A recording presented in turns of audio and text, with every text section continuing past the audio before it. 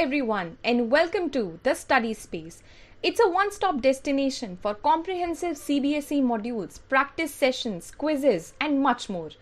आज का session class 10th के लिए बहुत ही ज़्यादा इंपॉर्टेंट है. बायोलॉजी की लास्ट क्लास में मैंने आपको nutrition, types of nutrition and nutrition in plants पढ़ाया था. अगर आपने वो वीडियो नहीं देखी है तो do check it out. I have link that in the description box. और आज हम पढ़ेंगे nutrition in human beings along with nutrition in amoeba which is a unicellular organism. It is a very basic concept जो कि पूरी life आपके काम आएगा. Not only if you choose biology as a subject after 10th, but also because this is biology. This is a very basic bodily process जो कि आप ही के body में चलती है. So this is something जो कि पूरा life आपको aware रखेगी about so many things that take place inside your body. And क्योंकि ये आपके बॉडी प्रोसेसेस के बारे में है और आप बॉडी प्रोसेसेस के बारे में सीख रहे हैं, सो this is definitely a very very interesting topic also. तो बिना किसी देरी के शुरू करते हैं आज की क्लास. सबसे पहले हम classification of animals on the basis of their nutrition पढ़ेंगे. तो on the basis of nutrition यानी कि क्या चीज़ वो एनिमल्स कंज्यूम कर रहे हैं to gain energy and to get nutrition, उसके बेसिस पर हम एनिमल्स को 3 टाइप्स में क्लासीफाई कर सकते हैं. We can classify them into herbivores, carnivores and omnivores. तो चलिए सबसे पहले पढ़ते हैं कि ये तीनों है क्या. हर्बीवोर्स वो एनिमल्स हैं जो कि सिर्फ प्लांट्स या प्लांट प्रोडक्ट्स को कंज्यूम करते हैं. तो हर्बीवोर्स मेनली वो एनिमल्स हैं जो कि ग्रासेस, लीव्स, अनाज, फ्रूट्स या बार्क ऑफ ट्रीज ये सब कंज्यूम करते हैं. कुछ एग्जाम्पल हर्बीवोर्स के जो कि हम रियल लाइफ में देखते हैं, गोट, काउ, बफलो, शीप, ये सब जो हैं ये सब हर्बीवोर एनिमल्स हैं. कार्निवोर्स की अगर बात करें तो ये वो एनिमल्स हैं जो कि दूसरे एनिमल्स को कंज्यूम करते हैं. वो प्लांट को बिल्कुल भी नहीं खाते हैं, कोई प्लांट पार्ट कंज्यूम नहीं करते हैं. They only consume animals. That is why इनको नाम दिया गया है कार्निवोर्स. वो सिर्फ मीट कंज्यूम करते हैं यानी कि फ्लैश कंज्यूम करते हैं दूसरे एनिमल्स का. इसके एग्जाम्पल है lion, tiger, frog, vulture, kingfisher, lizards, snake, hawk. ये सब जो हैं ये सब कार्निवोरस एनिमल्स हैं. इसके बाद अगली चीज है ओमनीवोर्स वो एनिमल्स हैं जो कि दोनों चीजें कंज्यूम करते हैं यानी कि प्लांट प्रोडक्ट्स, उसके साथ साथ एनिमल्स भी. इस टाइप के ऑर्गेनिजम्स को हम ओमनीवोर्स कहते हैं. यानी कि ओमनीवोर्स प्लांट फूड भी खाते हैं और उसके साथ साथ मीट भी कंज्यूम करते हैं. अगर हम ओमनीवोर्स के एग्जाम्पल्स की बात करें तो उसमें सबसे पहले तो हम ह्यूमंस आते हैं. बहुत सारे ह्यूमंस कंप्लीटली वीगन होते हैं यानी कि वो सिर्फ प्लांट प्रोडक्ट्स कंज्यूम करते हैं.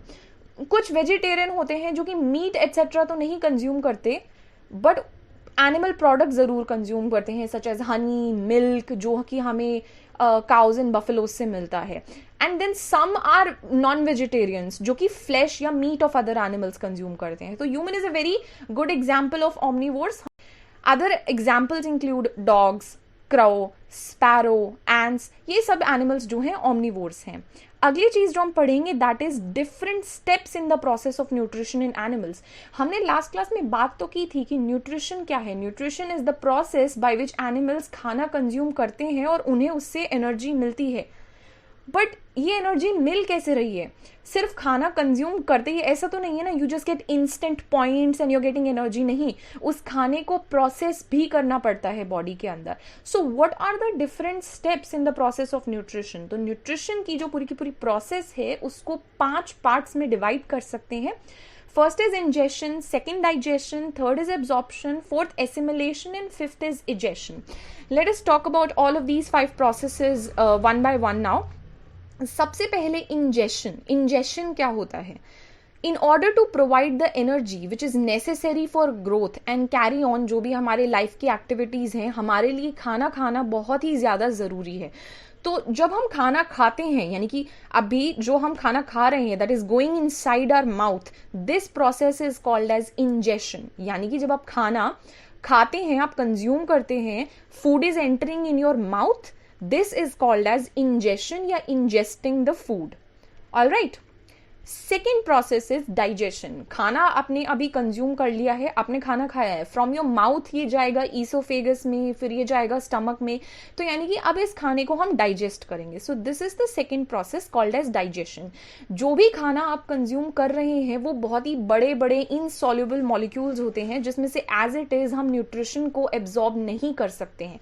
तो जो भी आपने खाना खाया उसमें से एनर्जी हम कैसे निकाल पाएंगे? पहले उसको ब्रेक डाउन करा जाएगा इनटू छोटे वाटर सॉल्युबल मॉलिक्यूल्स, ताकि उसमें से ज्यादा न्यूट्रिशन हमारी बॉडी निकाल सके।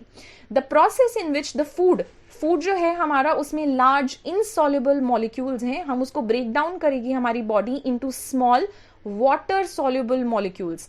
वाटर सॉल्युबल क्यों? ताकि हमारी जो भी बॉडी है जितना भी उसको न्यूट्रिशन, वाइटामिन्स, मिनरल्स, खाने में से जो भी चीजें एब्जॉर्ब करनी है वो हम इजीली एब्जॉर्ब कर सकें। तो हमें उन लार्ज इनसॉल्युबल मॉलिक्यूल्स को ब्रेक डाउन करके स्मॉल वाटर सॉल्युबल मॉलिक्यूल्स बनाना है। यानी कि डाइजेशन को एसेंशियली हम डिफाइन कर सकते हैं that this is the process जिसमें कि जो सॉलिड फूड हमारा होता है हम उसको सॉल्युबल बनाने की कोशिश कर रहे हैं, उसको डिसॉल्व करने की कोशिश कर रहे हैं। तो इस डाइजेशन के प्रोसेस के दौरान फिजिकल और केमिकल दोनों मेथड्स का इस्तेमाल किया जाता है। फिजिकल मेथड, आप चबा रहे हैं, आप खाने का ब्रेक डाउन कर रहे हैं। फर्दर जब वो ईसोफेगस में जाता है तो पेरिस्टाल्टिक मूवमेंट उसको नीचे की तरफ धकेल रही है। स्टमक में खाना जाएगा तो स्टमक में कांस्टेंट चर्निंग होती रहेगी, वो घूमता रहता है आपके स्टमक के अंदर ताकि खाना जो है और छोटे छोटे पीसेस में ब्रेक डाउन हो सके। केमिकल मेथड से आप क्या समझते हैं डाइजेशन के दौरान? डाइजेशन के दौरान बहुत सारी एंजाइम्स हैं हमारी बॉडी में, अलग अलग लोकेशन पर अलग अलग तरीके की एंजाइम प्रोड्यूस हो रही है, और ये एंजाइम्स बहुत ही ज्यादा स्पेसिफिक है। कुछ प्रोटीन के डाइजेशन के लिए होंगी, कुछ फैट के डाइजेशन के लिए होती हैं, कुछ कार्बोहाइड्रेट के डाइजेशन के लिए होती है। तो एसेंशियली सभी ऑर्गेनिजम्स में फिजिकल मेथड और उसके साथ साथ केमिकल मेथड दोनों ही इन्वॉल्व होते हैं इन the process of digestion. Next process is absorption. हमने खाने को सबसे पहले इंजेस्ट किया, वो खाना हमारी बॉडी के अंदर एंटर किया through the mouth. Second step was digestion, उस खाने को डाइजेस्ट किया गया है। Third step is absorption. Absorption में क्या होता है, जो हमने फूड मॉलिक्यूल्स को ब्रेक डाउन किया है, स्मॉलर पार्ट्स में डिवाइड किया है, सॉल्युबल बनाया है, अब उसमें से ज्यादा न्यूट्रिशन हमारी बॉडी एब्जॉर्ब करने की कोशिश करेगी। You have to remember one thing कि मोस्ट ऑफ द न्यूट्रिशन का जो एब्जॉर्प्शन है वो हमारी बॉडी में इंटेस्टाइन्स में होता है, एंड जो हमारी इंटेस्टाइन्स ने न्यूट्रिशन एब्जॉर्ब किया है उसको फिर वो ब्लड में भेज देती हैं। और क्योंकि ब्लड हमारी बॉडी में सारे रीजन्स में फॉलो करता है तो ये न्यूट्रिशन को टू डिफरेंट बॉडी पार्ट्स लेकर के जाने का काम करेगी। सो this is the process of absorption. Absorption के बाद अगली चीज आती है एसिमिलेशन। ब्लड जो भी एब्जॉर्ब्ड फूड था हमारा, उसमें से जो न्यूट्रिशन हमें मिला था अब उसको different parts of the body में लेकर के जाएगा। फूड से जो हमें एनर्जी मिली है that enters into different parts of the body, वो हमारे हर सेल तक पहुंच पाएगा, और वहां से एनर्जी जो है हमारी बॉडी के सारे सेल्स, सारे टिश्यूज जो है एनर्जी उसमें से प्रोड्यूस कर पाएंगे और उस एनर्जी को इस्तेमाल करेंगे बॉडी के ग्रोथ एंड उसके रिपेयर मैकेनिज्म्स के लिए। सो this is the process of assimilation that comes right after absorption. And last process है इजेशन। इजेशन में क्या होता है, हमने खाना जो खाया था उसको हमने डाइजेस्ट करने की कोशिश की। अब डाइजेस्ट सारा का सारा खाना नहीं होता है, जितना हम डाइजेस्ट कर पाए उसमें से ज्यादा हमने न्यूट्रिशन को एब्जॉर्ब कर लिया, और एब्जॉर्ब करने के बाद में हमने एसिमिलेट कर लिया और एनर्जी जो है हमें मिल गई। बट जो अनडाइजेस्टेड या insoluble part of the food अभी भी बॉडी में बचा है, जिसमें से अब हम और ज्यादा न्यूट्रिशन नहीं निकाल सकते हैं, उस खाने को हमारी बॉडी ने अब एलिमिनेट करना है, निकालना है। So this process is called as egestion. Egestion में जो undigested part of the food है that is removed from our body in the form of feces when we go to toilet. So the process in which the undigested food is removed from the body, this is called as egestion.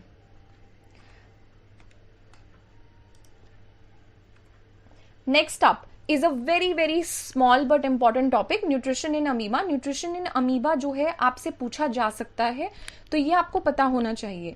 Amoeba एक unicellular animal है। Unicellular का मतलब है single celled organism है। अगर आप अपनी बात करते हैं ह्यूमंस की, हमारी बॉडी में there are billions and trillions of cells in our body. तो हम मल्टी सेल्यूलर ऑर्गेनिज्म है। अमीबा एक ऐसा ऑर्गेनिज्म है जो कि सिंगल सेल से बना है, तो इसीलिए हम इसे यूनिसेल्यूलर बोलते हैं। अब अमीबा छोटे छोटे माइक्रोस्कोपिक प्लांट्स एंड एनिमल्स यानी कि बहुत जो माइन्यूट ऑर्गेनिजम्स हैं उनको कंज्यूम करने का काम करता है, और ये पानी में रहता है। तो अब इसका मोड ऑफ न्यूट्रिशन जो है, यहाँ से आपका एक शॉर्ट क्वेश्चन भी बन सकता है, what is the mode of nutrition in amoeba, तो आप कहेंगे होलोजोइक मोड ऑफ न्यूट्रिशन है। अमीबा जो है खाना कैसे ऑब्टेन करता है, by the process of phagocytosis. तो ये जो प्रोसेस है फैगोसाइटोसिस का, कैसे ये न्यूट्रिशन प्राप्त कर पा रहा है, कैसे इसको न्यूट्रिशन मिल रहा है, अगेन हम इसे वही 5 प्रोसेसेस के फॉर्म में एक्सप्लेन करेंगे। सबसे पहली प्रोसेस है इंजेशन। अमीबा के पास कोई माउथ नहीं होता है जैसे हम ह्यूमंस के पास है, या कोई फिक्स्ड जगह नहीं है कि इधर से ही खाना बॉडी के अंदर एंटर करेगा, नो। जब भी इसकी बॉडी के क्लोज प्रॉक्सिमिटी में खाना प्रेजेंट होता है तो अमीबा अपनी बॉडी में से फिंगर लाइक प्रोजेक्शंस को एक्सटेंड करता है, और इन प्रोजेक्शंस को नाम दिया गया है स्यूडोपोडिया। क्या बोलते हैं इसे, स्यूडोपोडिया। तो अमीबा खाने को इंजेस्ट जब करना चाहता है तो अपनी बॉडी में से 2 फिंगर लाइक प्रोजेक्शंस आगे की तरफ एक्सटेंड करता है, और ये स्यूडोपोडिया जैसे जैसे आगे बढ़ते हैं तो ये धीरे धीरे खाने को आपस में घेर लेते हैं, जो भी फूड पार्टिकल था, और थोड़ी देर बाद में बॉडी इसको एनगल्फ कर लेगी। तो ये किसी भी रीजन से हो सकता है, there is no specific mouth on amoeba. Next is digestion. अब इसने जो खाना अपनी बॉडी में इंजेस्ट किया था स्यूडोपोडिया की मदद से, वो खाना फूड वैक्यूल के अंदर चला जाएगा। इसके पास कोई स्टमक, कोई ईसोफेगस, कोई स्मॉल इंटेस्टाइन, लार्ज इंटेस्टाइन, इतने ज्यादा कॉम्प्लिकेटेड ऑर्गन्स नहीं होते हैं जैसे कि हम ह्यूमंस के पास है। इसके पास एक छोटा सा बस फूड वैक्यूल है। उस सर्कुलर फूड वैक्यूल के अंदर जो खाना है वो एब्जॉर्ब कर लिया जाता है, एक तरीके से उसको एनगल्फ कर लिया जाता है इन द फूड वैक्यूल, और वहाँ पे बहुत सारी डाइजेस्टिव एंजाइम्स प्रेजेंट होती हैं जो कि खाने को डाइजेस्ट करने का काम करेंगी, छोटे छोटे स्मॉल मॉलिक्यूल्स में ब्रेक डाउन कर देंगी, और यहाँ इसका डाइजेशन इस तरीके से हो जाता है। Third step is absorption. जो फूड इसने डाइजेस्ट करा था इन द फूड वैक्यूल, अब उसको इसका जो साइटोप्लाज्म होता है, सेल के अंदर आपको पता होगा सेल जो होता है, अगर हम एक सिंगल सेल के स्ट्रक्चर की बात करते हैं तो उसमें न्यूक्लियस होता है और उसके चारों तरफ एक लिक्विड साइटोप्लाज्म प्रेजेंट होता है, फ्लूइड साइटोप्लाज्म प्रेजेंट होता है। जैसे हमारे पास जनरली, अब से हम एक एग्जाम्पल के लिए बोल सकते हैं कि ह्यूमंस में जैसे न्यूट्रिशन जो है जब हम उसका एब्जॉर्प्शन करा रहे थे तो वो हमारा से for example small intestines absorb कर रही थी और फिर वो ब्लड में उसको ट्रांसफर करने का काम कर रही थी। यहाँ अमीबा में जो न्यूट्रिशन मिला है फूड वैक्यूल को, वो सारा का सारा न्यूट्रिशन डायरेक्ट इसके साइटोप्लाज्म में एब्जॉर्ब कर लिया जाता है। That is it. क्योंकि एक सिंगल सेल है, इसको ब्लड की जरूरत तो है ही नहीं। हमें ब्लड किस लिए चाहिए होता है, that is a connective tissue जो कि हमारे डिफरेंट डिफरेंट ऑर्गन्स को कनेक्ट करने का काम करता है। बट क्योंकि अमीबा एक सिंगल सेल से बना हुआ है, कोई कॉम्प्लेक्स ऑर्गेनिज्म नहीं है, तो इसको ब्लड सिस्टम की जरूरत ही नहीं है, ब्लड नहीं होता है इसके पास में, एक छोटा सा सेल ही तो है ये। सो डाइजेशन जो हुआ है वो साइटोप्लाज्म में हो जाता है, और जैसे ही एब्जॉर्प्शन जो सारा का सारा हो गया है, फूड वैक्यूल जो था डाइजेशन के लिए वो गायब हो जाता है। Fourth step is assimilation. Assimilation का मतलब है जो खाना हमने एब्जॉर्ब किया था अब हम उसका इस्तेमाल करेंगे एनर्जी प्राप्त करने में, एनर्जी बनाने में, तो वो रेस्पिरेशन के साथ साथ कपल्ड होता है। खाना जो है ज़्यादा से ज़्यादा अमीबा एब्जॉर्ब करने की कोशिश करता है, एसिमिलेट करने की कोशिश करता है ताकि साइज में ये बड़ा हो सके। आपको पता है अमीबा रिप्रोड्यूस करता है by a process called as binary fission, यानी कि बस ये साइज में थोड़ा सा बड़ा हो जाता है and then it divides into 2 daughter cells. That's it, this is how it reproduces. Last process is एजेशन। अमीबा के पास कोई फिक्स्ड प्लेस नहीं है, जस्ट लाइक माउथ इसके पास फिक्स्ड नहीं है, वैसे इसके पास कोई फिक्स्ड प्लेस नहीं है लाइक एनस, जहां से ये अनडाइजेस्टेड फूड को रिमूव कर सके। तो मोस्टली अनडाइजेस्टेड फूड अमीबा के बॉडी में एक जगह इकट्ठा हो जाता है, वहां से इसकी सेल मेम्ब्रेन एक बार को जल्दी से रप्चर हो जाती है, फट जाती है, और वहां से जो खाना है undigested food that is thrown out of the body, बाहर, यानी कि बॉडी से बाहर इजेक्ट कर दिया जाता है। This process is called as egestion. So this is all about nutrition in amoeba. आपसे एक शॉर्ट क्वेश्चन या फिर एक लॉन्ग क्वेश्चन पूछा जा सकता है। If they ask you a short question, आपको ब्रीफ में इसके सारे पॉइंट्स एक्सप्लेन करने होंगे। If they ask you a long question, then आपको ये पूरा का पूरा डिटेल में पॉइंट्स एक्सप्लेन करने होंगे, and you have to also support your answer with the diagram. All right, now we will talk about human beings finally. Human beings बहुत ही ज़्यादा कॉम्प्लेक्स एनिमल्स हैं। आप खुद ही कंपेयर कर लीजिए, अभी हमने स्यूडोपोडिया के बारे में बात की और वो कितना ही बेसिक एक सिंगल सेल्ड ऑर्गेनिज्म है जिसके पास कोई स्पेसिफिक ऑर्गन्स नहीं है। वहीं अगर हम ह्यूमंस की बात करें, हम बहुत ही ज़्यादा कॉम्प्लेक्स एनिमल्स हैं, हमारे पास एक बहुत ही ज़्यादा कॉम्प्लेक्स डाइजेस्टिव सिस्टम है। अगर हम डाइजेस्टिव सिस्टम की बात करें तो हमारा डाइजेस्टिव सिस्टम बना है दो चीज़ों से, पहला एलिमेंट्री कैनाल और दूसरा है एक्सेसरी ग्लैंड्स। हम इन दोनों के बारे में अभी डिटेल में बात करेंगे। एलिमेंट्री कैनाल के अंदर बहुत सारे पार्ट्स है, जैसे कि ईसोफेगस। ईसोफेगस क्या होता है? हमारा फूड पाइप।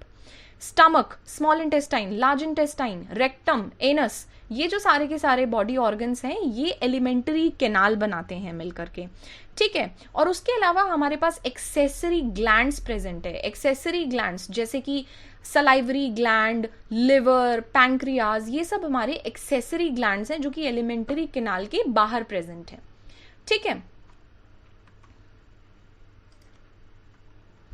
तो अगर हम structure of the human digestive system की बात करें तो ह्यूमन डाइजेस्टिव सिस्टम में दो चीजें इंक्लूडेड हैं, पहला एलिमेंट्री कैनल और दूसरा एसोसिएटेड ग्लैंड्स। तो एलिमेंट्री कैनाल में क्या क्या आता है? माउथ, फिर फूड पाइप यानी कि ईसोफेगस, फिर stomach, then small intestine, large intestine, rectum, anus, ये हमारा पूरा का पूरा मिल करके एक एलिमेंट्री कैनाल बनाने का काम कर रहे हैं। और एसोसिएटेड ग्लैंड्स, एसोसिएटेड ग्लैंड्स क्या क्या होते हैं? सलाइवरी ग्लैंड्स जो कि हमारे माउथ में प्रेजेंट है, गैस्ट्रिक ग्लैंड्स जो कि हमारे स्टमक में प्रेजेंट है, लिवर, पैंक्रियाज, ये हमारे एसोसिएटेड ग्लैंड्स हैं जो कि डाइजेस्टिव जूसेस और डाइजेस्टिव एंजाइम्स बनाने का काम करते हैं ताकि डाइजेशन का जो हमारा केमिकल एस्पेक्ट है that can take place. All right, so you see this particular diagram. यहाँ पर आपको दिखाई दे रहा है, सबसे पहले हमारे एलिमेंट्री कैनाल में पार्ट आता है माउथ। माउथ से हम खाना इंजेस्ट करने का काम करते हैं। हमारी यहाँ पर टंग भी प्रेजेंट होती है और टीथ प्रेजेंट होते हैं। तो टीथ का काम होता है खाने को छोटे छोटे पार्ट्स में ब्रेक डाउन करना जब आप खाना च्यू कर रहे हैं। सलाइवा भी हमारी बॉडी में जो हमारे सलाइवरी ग्लैंड्स है वो प्रोड्यूस करने का काम करे। बॉडी में तीन टाइप के सलाइवरी ग्लैंड पेयर्स प्रेजेंट होते हैं। दो पेयर्स, मैं यहाँ पे पेयर्स बोल रही हूँ, वर्ड पर फोकस कीजिए।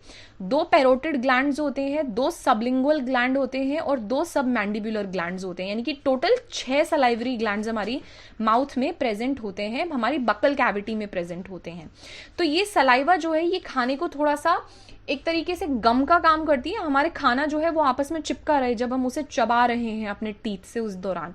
टंग उस खाने को रोल करने का काम करती है in the form of a ball और टंग पुश कर देती है खाने को in the oesophagus. So this is your oesophagus, इस ईसोफेगस को हम फूड पाइप कहते हैं।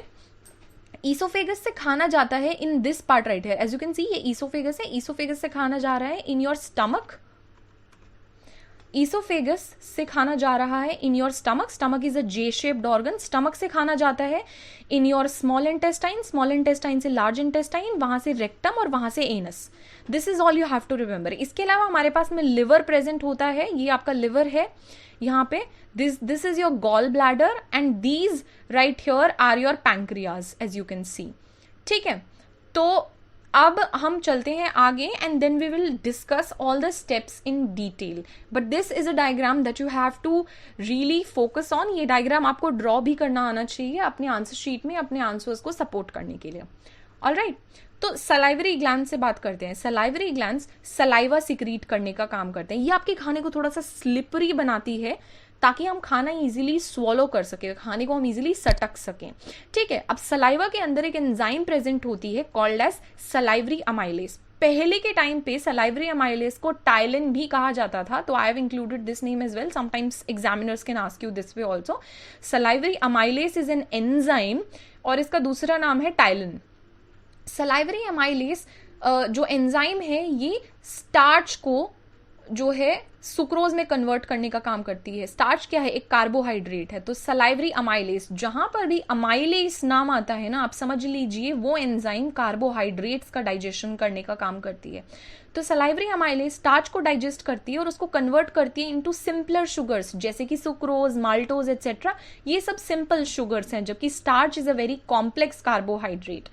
तो यहाँ एक इस फ्लो चार्ट के थ्रू आप समझ सकते हैं। सबसे पहले माउथ में हमने इनटेक किया है खाने का, हमने उसको इंजेस्ट किया है। टीथ उसका च्यूइंग या उसका ग्राइंडिंग करने का काम करेंगे। टंग खाने को रोल करने का काम करती है और हम टेस्ट भी करते हैं। टंग पर हमारे टेस्ट बड्स प्रेजेंट होते हैं और फिर सलाइवरी ग्लैंड सलाइवा जो है वो मिक्स कर देते हैं खाने के साथ में। तो टंग अब क्या करती है? खाने को पुश करने का काम करेगी इनटू द ईसोफेगस। तो सलाइवा के साथ साथ सलाइवा के अंदर दो चीजें प्रेजेंट होती है। जो आपका सलाइवा है, सलाइवा में सलाइवरी अमाइलेस एंजाइम प्रेजेंट होती है और उसके साथ साथ में म्यूकस भी प्रेजेंट होता है ताकि खाना आपस में थोड़ा सा चिपका रहे। ठीक है, तो सलाइवरी अमाइलेस एंजाइम यहाँ पर इस रिएक्शन के फॉर्म में दिखाया गया है। सलाइवरी अमाइलेस एंजाइम है जो कि स्टार्च को ब्रेक डाउन कर रही है into simpler sugars such as maltose. Alright, next है ईसोफेगस। अगर हम ईसोफेगस की बात करें तो ये है आपका फूड पाइप। अब आप खुद ही सोचिए, फूड पाइप तो है बट खाना ऐसे ही डायरेक्टली नीचे थोड़ी ना चला जाएगा स्लिप करके। तो खाने को नीचे भेजने के लिए ईसोफेगस के अंदर एक बहुत ही ज्यादा इंपॉर्टेंट मूवमेंट होती है जिसे कहते हैं पेरिस्टाल्टिक मूवमेंट या पेरिस्टाल्सिस। आप देख रहे हैं यहाँ खाना है, तो जैसे खाने ने यहाँ एंटर किया ये यहाँ से कॉन्ट्रैक्ट कर जाएगी, खाने को दबाने का काम करेगी ताकि खाना और नीचे निकले। खाना यहाँ तक पहुंचा, ये फिर खाने को दबाने का काम करेगी, कॉन्ट्रैक्ट होगा हमारा फूड पाइप ताकि फूड और नीचे पहुंचे। तो इस तरीके से जाता है। सो एक तरीके से आप देख रहे हैं कॉन्ट्रैक्शन रिलैक्सेशन, कॉन्ट्रैक्शन रिलैक्सेशन ये चल रहा होता है जब भी आप खाना खा रहे होते हो आपके फूड पाइप में, ताकि उस खाने को नीचे धकेल सकें into the stomach.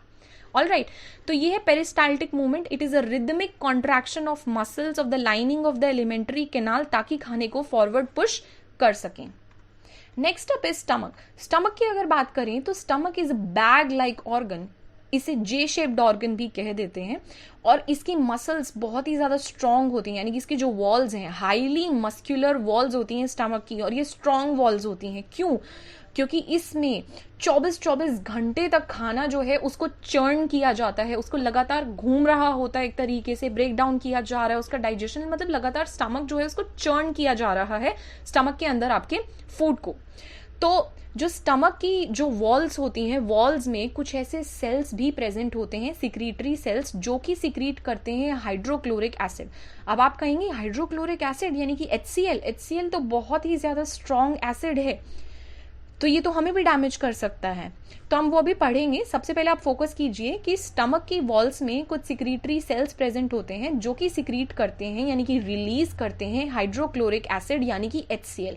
HCl is a very strong acid. HCl हमारे खाने के सारे जर्म्स को किल कर देता है, और उसके साथ साथ हमारा जो स्टमक का मीडियम है यानी कि जो भी खाना है उसको एसिडिक भी बना देता है, क्योंकि एक स्ट्रॉन्ग एसिड है। ये एसिडिक मीडियम जरूरी है। अगर एसिड हमारी बॉडी में HCl रिलीज किया जाएगा तो पहली चीज जर्म्स किल हो जाएंगे, दूसरा मीडियम एसिडिक हो जाएगा, स्टमक का मीडियम एसिडिक हो जाएगा। क्यों? क्योंकि स्टमक की जितनी भी डाइजेस्टिव एंजाइम्स रिलीज होती हैं स्टमक के अंदर वो एसिडिक मीडियम में ही काम करती हैं। तो अब ये डाइजेस्टिव एंजाइम्स के बारे में बात करते हैं। एंजाइम स्टमक में डाइजेस्टिव एंजाइम है पेप्सिन। अभी हमने सलाइवरी अमाइलेस की बात करी थी। अमाइलेस से आप क्या समझते हैं? जो कार्बोहाइड्रेट्स का डाइजेशन करती है, और सलाइवरी अमाइलेस वो एंजाइम है जो कि आपकी सलाइवा में प्रेजेंट होती है। यहाँ हम बात कर रहे हैं पेप्सिन के बारे में। पेप्सिन एंजाइम जो है वो हमारे स्टमक में सिक्रीट होती है और ये पार्शियल डाइजेशन ऑफ प्रोटीन के लिए रेस्पॉन्सिबल है। तो P for pepsin, P for protein, आप इस तरीके से याद कर सकते हैं। पेप्सिन इज एन एंजाइम जो कि प्रोटीन को कंप्लीटली नहीं बट पार्शियली डाइजेस्ट करने का काम करती है। और उसके अलावा, क्योंकि मैंने आपसे अभी एक क्वेश्चन पूछा था यहाँ पर कि हाइड्रोक्लोरिक एसिड तो बहुत ही ज्यादा स्ट्रॉन्ग एसिड है, तो हमारी बॉडी क्यों नहीं डैमेज होती है इससे? हमारी बॉडी इसलिए नहीं डैमेज होती है क्योंकि इसके अलावा वॉल ऑफ द स्टमक में कुछ ऐसे सेल्स भी प्रेजेंट होते हैं जो कि म्यूकस सिक्रीट करने का काम करते हैं, और ये म्यूकस हमारे स्टमक की पूरी इनर लाइनिंग पे प्रेजेंट होता है। तो एक तरीके से ये जो हाइड्रोक्लोरिक एसिड हमारी बॉडी प्रोड्यूस कर रही है उसको स्किन से टच होने ही नहीं दे रहा है, और इसीलिए डैमेज नहीं हो पा रहा है। कुछ ऐसे केसेस होते हैं कुछ लोगों में, अगर मान लीजिए कोई कुछ डिजीजेस में भी ऐसा होता है, कुछ स्पेसिफिक कंडीशंस में भी ऐसा होता है कि बॉडी म्यूकस नहीं प्रोड्यूस कर पा रही है, तो ऐसे टाइम पर क्या होगा, जो एसिड है वो टच कर पाएगा आपके स्टमक की इनर लाइनिंग को, और स्टमक में अल्सर्स हो जाएंगी, यानी कि स्टमक अंदर से डैमेज हो जाएगा। तो उस डैमेज से प्रोटेक्ट करने के लिए ही म्यूकस जो है प्रेजेंट होता है। अब आप यहाँ इस फ्लो चार्ट से भी देख सकते हैं कि स्टमक रिलीज करता है गैस्ट्रिक जूसेस, क्योंकि स्टमक की जो इनर लाइनिंग है, जो वॉल है मस्कुलर वॉल, उसमें गैस्ट्रिक ग्लैंड्स प्रेजेंट होते हैं। अब गैस्ट्रिक जूस के अंदर क्या क्या होते हैं? गैस्ट्रिक जूस के 3 कंपोनेंट्स होते हैं। पहला पेप्सिन। पेप्सिन एक एंजाइम है जो कि प्रोटीन के डाइजेशन के लिए रिस्पॉन्सिबल होती है। मैंने आपको बताया था, आप याद इस तरीके से कर सकते हैं, P for pepsin, P for proteins. Pepsin is an enzyme जो कि प्रोटीन्स का डाइजेशन करने का काम करती है। उसके अलावा गैस्ट्रिक जूस का दूसरा कॉम्पोनेंट है हाइड्रोक्लोरिक एसिड यानी कि HCl, जो कि जर्म्स किल करता है और उसके साथ साथ मीडियम को एसिडिक बनाने का काम करता है। The third component of gastric juice is mucus. Mucus inner lining of the stomach को प्रोटेक्ट करने का काम करती है फ्रॉम HCl।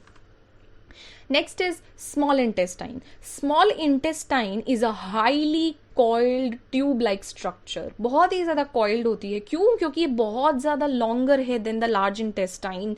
कई मीटर की होती है स्मॉल इंटेस्टाइन, पर हम इसको स्मॉल क्यों बोलते हैं? क्योंकि उतनी ज़्यादा चौड़ी नहीं है जितनी की लार्ज इंटेस्टाइन है, यानी कि it's not as wide as the large intestine, तो इसीलिए उसको लार्ज बोला गया है, जबकि उसकी लेंथ कम होती है। स्मॉल इंटेस्टाइन की लेंथ ज़्यादा होती है but it is not wide, ये बहुत ही ज़्यादा नैरो होती है, इसीलिए इसको नाम दिया गया है स्मॉल इंटेस्टाइन। स्मॉल इंटेस्टाइन को 3 पार्ट्स में डिवाइड किया गया है। पहला है डियोडेनम, याद कीजिए इनके नाम, डियोडेनम। दूसरा है जेजुनम और तीसरा है इलियम। ठीक है, डियोडेनम, जेजुनम एंड इलियम, ये इसके 3 पार्ट्स होते हैं। अब हम कुछ और ऑर्गन्स के बारे में बात करते हैं। पहला है liver. Liver is the largest organ in the human body. Liver bile juice बनाने का काम करता है। ये खुद तो बाइल जूस बनाता है बट बना करके उसको गॉल ब्लैडर के अंदर स्टोर कर देता है। तो जब हमारी बॉडी को जरूरत पड़ेगी तब गॉल ब्लैडर बाइल जूस को रिलीज करने का काम करता है। तो आप यहाँ पे समझिए, बाइल जूस को यानी कि बाइल को प्रोड्यूस कर रहा है लिवर, बट स्टोर हो रहा है वो गॉल ब्लैडर के अंदर। और दूसरे आते हैं पैंक्रियाज। पैंक्रियाज एक लीफ लाइक स्ट्रक्चर है जो कि just below the stomach present है, और ये पैंक्रियाटिक जूस सिक्रीट करने का काम करता है और उसके अंदर भी डाइजेस्टिव एंजाइम्स प्रेजेंट होती हैं। तो यहां से आप देख सकते हैं कि खाना तो हमारा माउथ से ईसोफेगस यानी कि फूड पाइप से स्मॉल इंटेस्टाइन से लार्ज इंटेस्टाइन, वहां से रेक्टम और रेक्टम से एनस। तो लिवर और पैंक्रियाज में क्या खाना नहीं जाता? The answer is no. Liver और पैंक्रियाज के अंदर खाना नहीं जाता है, वो अपनी सिक्रीशंस यानी कि जो भी वो जूसेस या एंजाइम्स बना रहे हैं उनको वो डायरेक्टली सिक्रीट कर देते हैं इनटू द स्मॉल इंटेस्टाइन, ताकि बचा कुचा डाइजेशन आफ्टर द स्टमक जो भी हो रहा है वो स्मॉल इंटेस्टाइन्स के अंदर हो। तो स्मॉल इंटेस्टाइन रिसीव करती है सिक्रीशंस फ्रॉम लिवर। लिवर क्या भेज रहा है यहाँ पर? Bile juice. बाइल जूस कहाँ स्टोर्ड था? गॉल ब्लैडर में। गॉल ब्लैडर ने बाइल जूस को रिलीज करा और ये पहुंच गया कहाँ? स्मॉल इंटेस्टाइन में। ठीक है, और दूसरा आ जाता है पैंक्रियाज। तो पैंक्रियाज सिक्रीट करते हैं पैंक्रियाटिक जूसेस। अब जरा फंक्शन पढ़ लेते हैं। बाइल जूस का क्या फंक्शन होता है? बड़े बड़े फैट ग्लोब्यूल्स को इमल्सिफिकेशन करके स्मॉलर फैट ग्लोब्यूल्स बनाता है। कौन? Bile juice. दूसरा आएगा पैंक्रियाज सिक्रीट करती हैं पैंक्रियाटिक जूस। पैंक्रियाटिक जूस की कॉम्पोजिशन पे ध्यान दीजिएगा, इसमें 2 चीजें प्रेजेंट होती है। पहला है ट्रिप्सिन और दूसरा है लाइपेज। तो ट्रिप्सिन जस्ट लाइक पेप्सिन आपके स्टमक में बन रहा था, ट्रिप्सिन बन रहा है पैंक्रियाज में बन रहा है और स्मॉल इंटेस्टाइन्स में ये जा रहा है।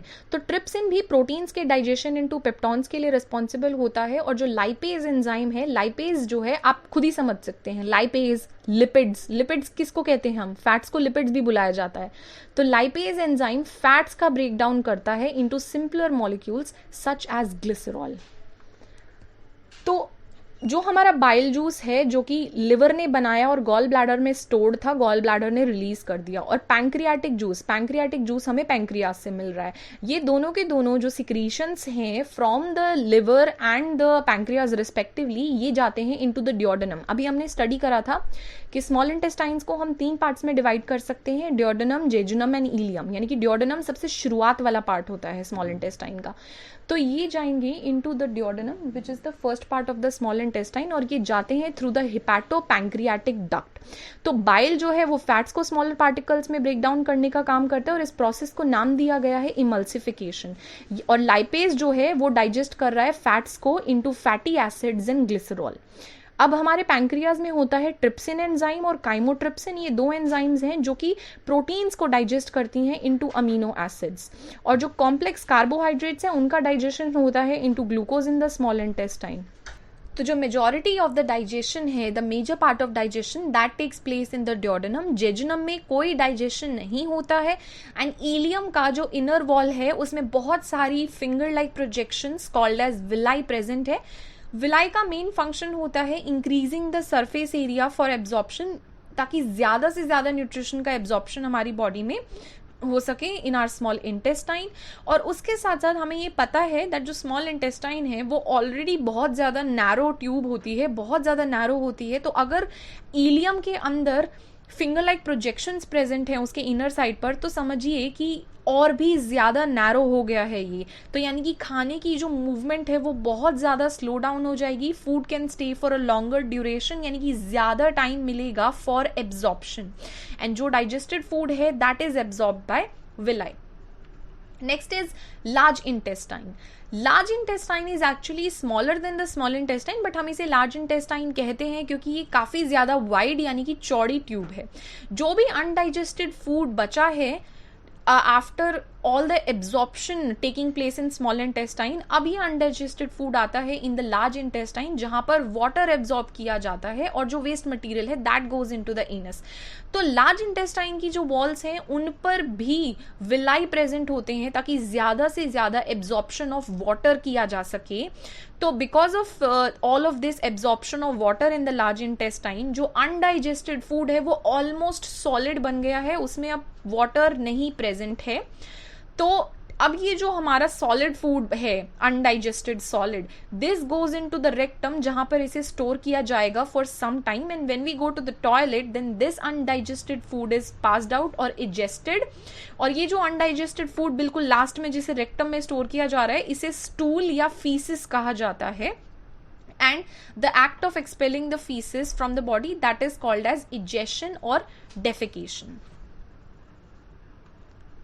So this is it for our session today. Thank you for attending this class. Please revise from the previous video on nutrition in plants and today's session on nutrition in humans and amoeba. In our next class of biology, हम पढ़ेंगे respiration. Also, don't forget to like and share this video and hit the bell icon ताकि जब भी the study space पर new lessons आए तो आपको notification मिले. Please do tell me if you like the videos, if there is any specific topic जिस पर आप चाहते हैं मैं class लूँ, and you can post your queries in the comment section. I will make sure to clear all of them. So that's it. Goodbye till next class.